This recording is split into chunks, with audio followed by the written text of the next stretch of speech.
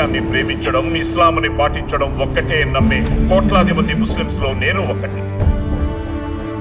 మతోన్మాదానికి లొంగని నాలాంటి వాళ్ళని డబ్బుతోనో భయంతోనో లొంగ తీసుకుంటాను, లేదంటే చంపేస్తాను.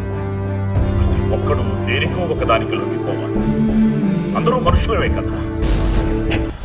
ప్రతి డిపార్ట్మెంట్ లో మా కోసం పనిచేసే వాళ్ళు ఉన్నారు. వాళ్ళకి దేశం కన్నా, బాధ్యత కన్నా మతం గొప్పది అనిపిస్తుంది. అలా అనేలా చేస్తున్నారు.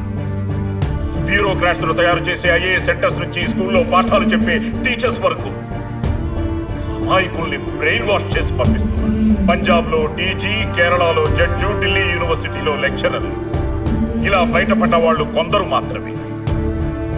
బయట పడని వాళ్ళు ప్రతి డిపార్ట్మెంట్ లో ఇప్పటికీ ఉన్నారు. ఎందుకు అని అడిగితే జిహాద్ అంటారు. మనకింత సిస్టమ్ ఉంది కదా సార్, ఎందుకు వాళ్ళని ఏం చేయలేకపోతున్నాం? సిస్టమ్. లౌడ్ స్పీకర్ లో అజాన్ వస్తే తప్పు కాదు, హనుమాన్ చాలీసా వస్తే తప్పు అని ఆర్డర్లు ఇచ్చే అధికారులు ఎవరు? వాళ్ళెవరి కోసం పనిచేస్తున్నారు? For this bloody system. ఒక మతం వాళ్ళు తప్పు చేస్తే తప్పు కాదు, మరో మతం వాళ్ళు తప్పు చేస్తే తప్పు అనే సిస్టమ్ లో బతుకుతున్నాం.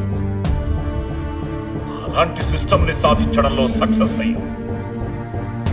Bloody biased system.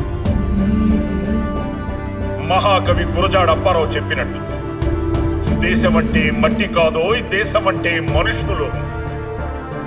శత్రువు సరిహద్దులో మాత్రం యుద్ధం చేయట్లేదు, దేశం లోపల చేస్తున్నాడు. దేశద్రోహులే వాడి సైన్యం.